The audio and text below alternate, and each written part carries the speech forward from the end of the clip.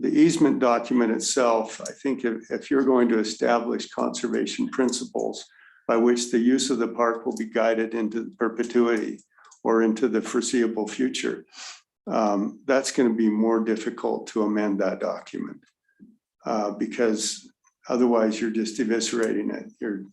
If you can just turn around tomorrow, then why even have a conservation easement? Right. That's one of my fears, is that we create a document that's so watered down that it really doesn't accomplish anything more than the status quo. But the other side of that fear is that we create a document that we can't make undo. adjustments to when we need to. So I think that happy medium, there's a happy medium in there somewhere where we can maintain it, but it's powerful enough to maintain and protect what we want. Yeah, but don't you think we're in a process over the past years of doing that anyway, without creating a restriction of sorts, that we have applied supermajority votes to do anything in those areas, that we've done many of these things we're even talking about, restricting motorized vehicles and doing those kind of things without even having to do some kind of a external management, but manage it on our own. Don't you think we've been doing that kind of thing? I think that the park has remained protected under those guidelines. Yes, we've done a good job of protecting it. I don't know that we can foresee circumstances that would pressure us to do differently in the future. And that's what I want. That's one of the things I'm personally concerned about, is that everybody has the best of intentions, but circumstances put us in a position where the first place we look is to liquidate part of the park to get revenues for the city in an emergency situation, when there may be other ways to deal with it.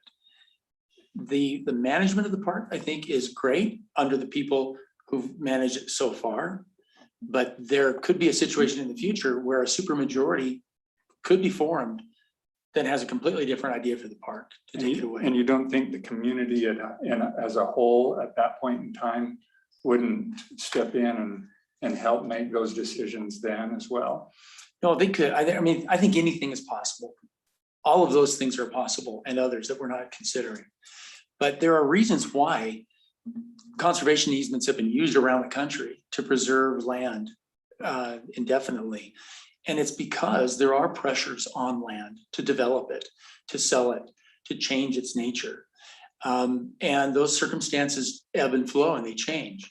And yes, currently, I think it's been protected well. It's been protected in the past pretty well. But there are things that, it isn't always the big event.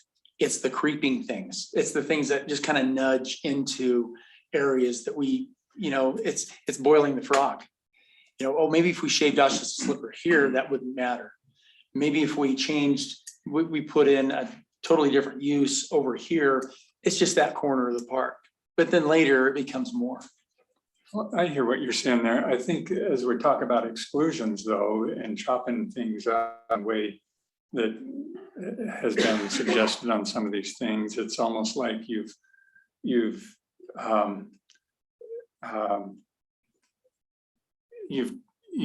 taken the choices you want right now and made it so that we can have what we want right now, but then chopped up some of it so that we can't do anything in those areas in the future that we may want to do in the future, like Steve. Craig was sitting there a second ago, and I know you've been talking. But like Steve says, once we've said that, then there's no change in that aspect. Well, he didn't say there's no changing it. He said it'd be difficult to change. Yeah. But some people look at those two things as the same. But I think that's what's important, is that we create a document that has the ability to change if it's really needed. Mm-hmm. So I had a quick question for Steve. So basically, I think what you described is we lay out the core principles and those would be essentially permanent, but the management document could be malleable in terms of how it's, and that could be adaptable ongoing. Correct. Is that, okay? So, One so way. the way I see it and the way I've seen other conservation easements done is they're what they call conservation values, their core principles. These are things that we want to set up as the values for our community in Lambert Park. It might be historical, it might be, you've got the poppies, you've got some ruins there, as I understand. I haven't seen them, but there are things like that you say, these are core values, we want to preserve these. There's the core value of open space, but I think you can write into the document any kinds of exclusions, I'm saying on the front end, so that that's just off the table.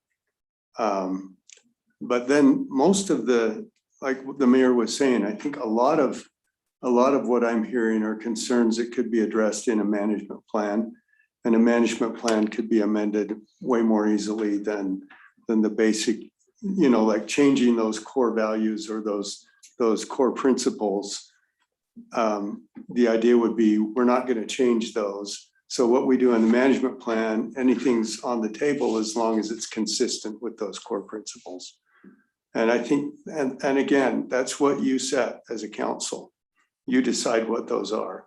And nobody can tell you, or nobody's going to dictate. And just to address Councilmember Lott's concern, you have managed the park and you've done a good job of that. You will continue to manage the park. Yeah. It will be managed by the city of Alpine under a conservation easement. And you will have the management plan that you adopt.